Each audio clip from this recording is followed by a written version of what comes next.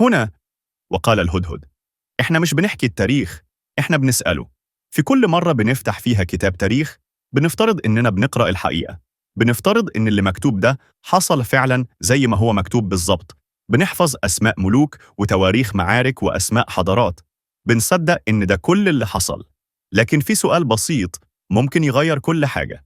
سؤال ما بنسألوش كتير: مين اللي كتب الكلام ده؟ مش بس مين كتبه، لكن مين كان عنده الحق إنه يكتب من الأساس؟ مين كان معاه القلم؟ مين كان قاعد في القصر أو في المعبد وقرر إن الحدث ده يستاهل يتسجل؟ التاريخ مش مجرد أحداث حصلت وانتهت. التاريخ رواية. رواية طويلة جدا بدأت من آلاف السنين ولسه مستمرة. والرواية دي زي أي رواية تانية لها راوي. والراوي ده مش دايما محايد، مش دايما صادق بالمعنى المطلق، مش دايما شايف الصورة كاملة، لكنه بيحكي من زاويته هو، من مكانه، من مصلحته، من ألمه أو من انتصاره. والزاوية دي غالباً هي زاوية المنتصر. تخيل معايا إنك عشت في زمن قديم، زمن ما كانش فيه كتب ولا صحف ولا إنترنت ولا حتى ورق. الكتابة نفسها كانت حاجة نادرة، حاجة صعبة. مش أي حد كان يعرف يكتب، ومش أي حد كان عنده الحق إنه يسجل حاجة. الكتابة كانت سلطة، كانت امتياز محجوز لفئة معينة. كان في كتبة رسميين بيشتغلوا في المعابد والقصور، ناس اتعلمت سنين عشان تعرف ترسم الحروف على البردي أو تنقش على الحجر. كانوا بيكتبوا اللي الملك يقول عليه، بيسجلوا اللي السلطة تأمر بتسجيله، بيحطوا على الجدران اللي المعبد يحب يخلده. طب والباقي؟ الشعب العادي؟ الفلاح اللي اشتغل طول عمره في الأرض؟ الجندي اللي مات في معركة بعيدة؟ القرية اللي اتحرقت في غزوة؟ الأم اللي فقدت ابنها ومحدش سأل عنها؟ دول ما كانش ليهم صوت مكتوب. كانوا موجودين، أيوة. كانوا بيعيشوا ويتنفسوا ويحسوا زيهم زي الملوك. لكن وجودهم ما تسجلش، ما تكتبش، ما بقاش ليه أثر. وبمرور الزمن اللي ما تكتبش كأنه ما حصلش. في الحضارات القديمة الملوك كانوا بينقشوا انتصاراتهم على الحجر. كانوا بيرسموا نفسهم وهم واقفين فوق أعدائهم، بيرسموا جيوشهم وهي زحفة، بيرسموا الآلهة وهي بتباركهم.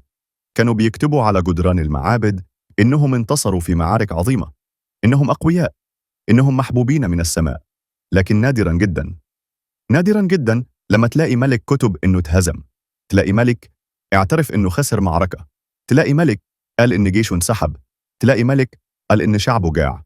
ليه؟ هل كانوا بيكذبوا؟ ولا كانوا بيختاروا الحقيقة اللي يحبوا يفتكروها؟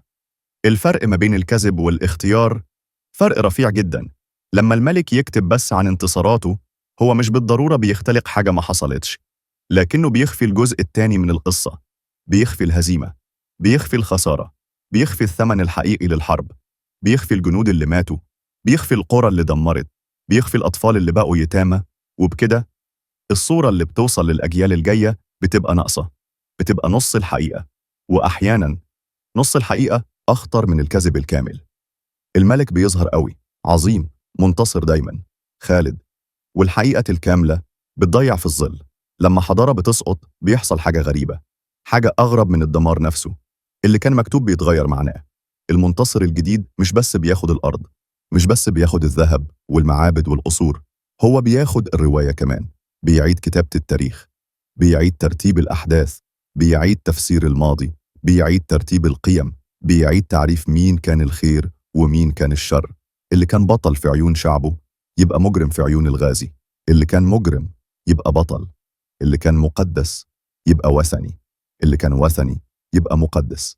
ده مش بالضرورة عشان المنتصر شرير، مش عشان هو كذاب، لكن لأنه بشر، وكل بشر بيشوف العالم من مكانه هو، من ثقافته، من معتقداته، من مصلحته، من فهمه للخير والشر. والتاريخ اللي بيتكتب بعد السقوط بيبقى تاريخه هو، مش تاريخ اللي سقطه. السؤال ده بيخوف ناس كتير. لو التاريخ مش موضوعي تماماً، لو فيه انحياز، لو فيه اختيار، يبقى إحنا بنصدق إيه؟ يبقى إحنا بنتعلم إيه في المدارس؟ يبقى الكتب اللي قريناها كانت غلط؟ لا، مش كده. الحقيقة إن التاريخ مش كذب، هو جزء من الحقيقة. هو الحقيقة زي ما شافها حد معين في وقت معين من مكان معين.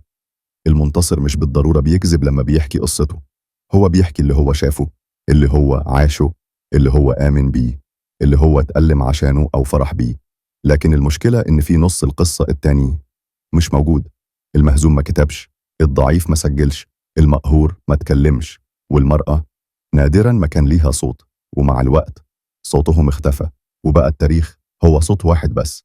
في حضارات كاملة اختفت، ثقافات اتمحت، لغات ماتت واتنسيت، شعوب ما بقاش ليها أي أثر مكتوب، مش عشان ما كانوش موجودين، لكن عشان حد تاني حكى قصتهم.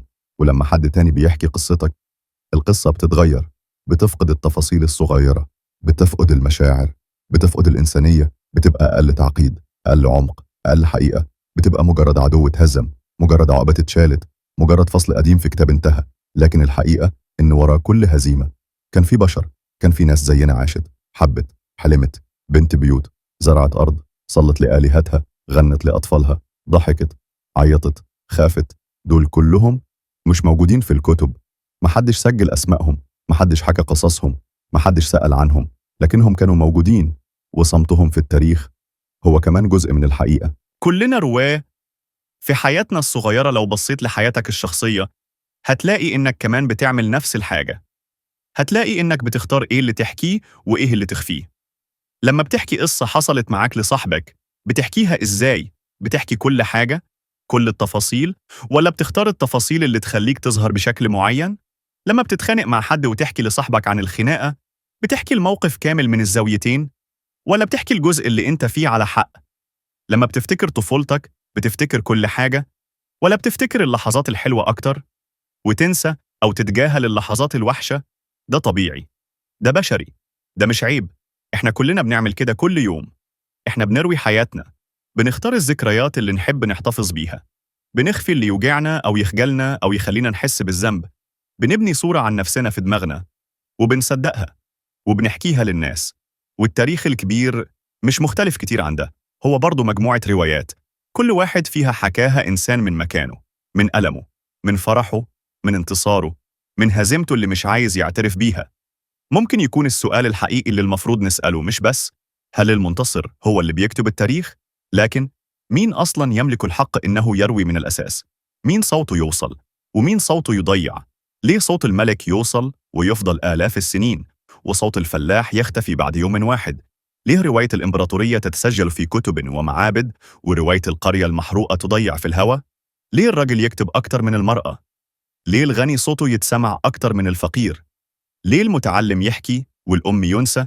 مش عشان الملك أصدق من الفلاح، ولا عشان الإمبراطورية أعدل من القرية، ولا عشان الرجل أهم من المرأة، لكن عشان الملك كان عنده القلم، كان عنده الحجر والبردي، كان عنده الكاتب اللي يكتب باسمه، كان عنده المعبد اللي ينقش فيه اسمه، كان عنده السلطة. والسلطة هي اللي بتحدد مين صوته يوصل ومين صوته ينتهي مع نهاية حياته. التاريخ مش محكمة، مش مكان نحكم فيه على اللي صح واللي غلط بشكل نهائي ومطلق، مش مكان نلاقي فيه الحقيقة الواحدة الصافية.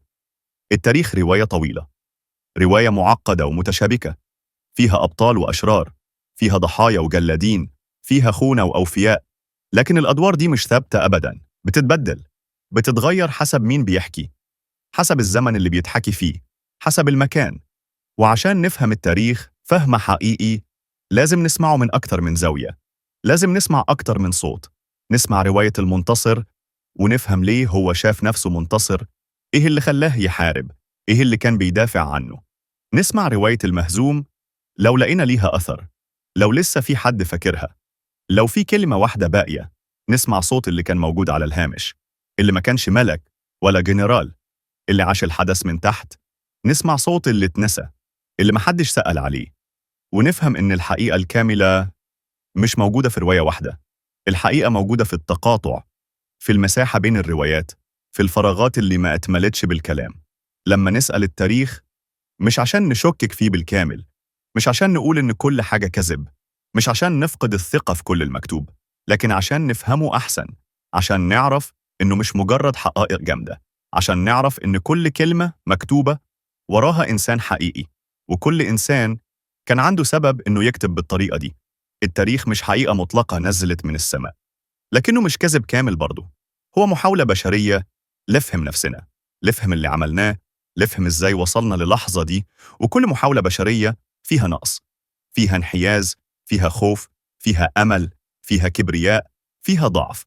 لكن ده اللي يخلي التاريخ إنساني، ده اللي يخليه حقيقي بشكل أعمق، مش عشان هو كامل، لكن عشان هو ناقص زينا.